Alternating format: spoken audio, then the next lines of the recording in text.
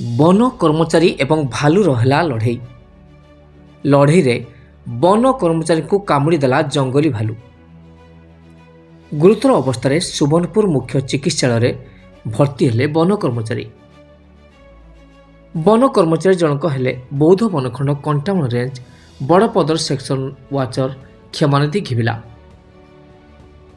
ସେ ଗୋପାଳମାଳ ନର୍ସରୀ ଦେଖାଶୁଣା ଦାୟିତ୍ୱରେ କାର୍ଯ୍ୟରତ ଥିଲେ।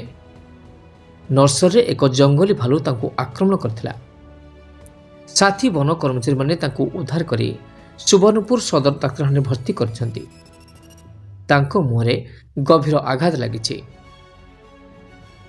ସୂଚନା ମୁତାବକ ଆଜି କଣ୍ଟାମାଳ ରେଞ୍ଜର ଗୋପାଳମାଳ ନର୍ସରୀରେ କାର୍ଯ୍ୟ କରୁଥିଲେ ୱାଚର କ୍ଷେମାନଦୀ ଘିବିଲା। କାମ କରୁଥିବା ସମୟରେ ନିକଟ ଜଙ୍ଗଲରୁ ଏକ ଭାଲୁ ହଠାତ୍ ତାଙ୍କ ନିକଟକୁ ଚାଲି ଆସିଥିଲା।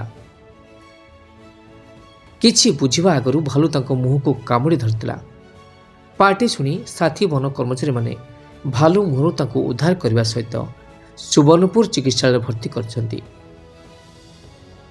ବର୍ତ୍ତମାନ ଭାଲୁଟି ନର୍ସରୀ ନିକଟରେ ରହିଥିଲା ବେଳେ ମନମୁଣ୍ଡା ରେଞ୍ଜ ଏବଂ କଣ୍ଟାମାଳ ଦୁଇଟି ରେଞ୍ଜର ବନ କର୍ମଚାରୀ ମିଶାଇ ଭାଲୁକୁ ଘଉଡ଼ାଇବାକୁ ଉଦ୍ୟମ କରିଛନ୍ତି।